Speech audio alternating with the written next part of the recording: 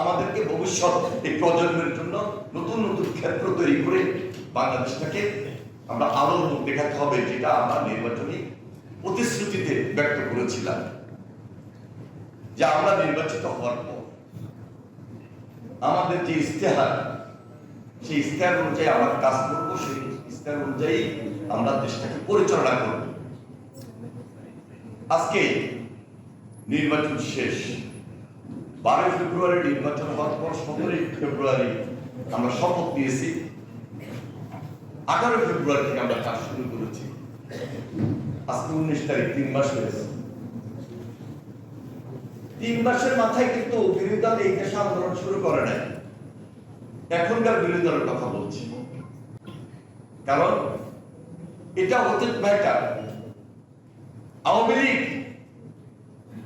তারা যে দুঃশাসন তৈরি করেছে, যে ফাঁসিবাদ কায়েম করেছে, আমরা এই বিশ্ববিদ্যালয়ে যখন পড়ালেখা শুরু করেছি তখনও দেখেছি।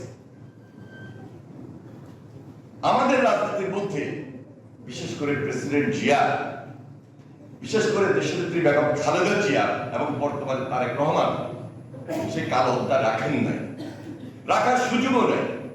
কারণ প্রেসিডেন্ট জিয়ার স্বপ্নটা ছিল একটু ভিন্ন দেশকে নিয়ে, যার কারণে খাল খনন কর্মসূচি ছিল একটা আন্দোলন, খাল খনন কর্মসূচি ছিল একটা বিপ্লব। তিনি এই যে খাল খনন কর্মসূচিটাকে সেই আজ থেকে কত বছর আগে নিয়ে এসেছেন, যে কর্মসূচিটা এখনো এই দেশের মানুষের সঙ্গে খুবই পপুলার কর্মসূচি, এবং এটার সঙ্গে আমার আপনার বাস্তব জীবন জড়িত, সামাজিক জীবন জড়িত, এনভায়রনমেন্ট জড়িত, জলবায়ু জড়িত, টোটাল পরিবেশ, জলবায়ু, পানি, নদী, খাল, মাছ, গাছ গাছরা, ভূগর্ভস্থ পানির লেয়ার। আমি যেহেতু কোস্টাল বেল্টের লোক, আমার বাড়ি লক্ষ্মীপুর, একদম মেঘনা নদীর এবং বঙ্গোপসাগর যে মোহনাটা, এই মোহনাটাই আমার বাড়ি।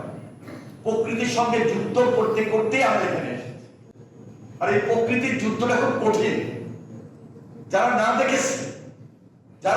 দেখেছে তারা জানবে না, তারা বুঝবে না।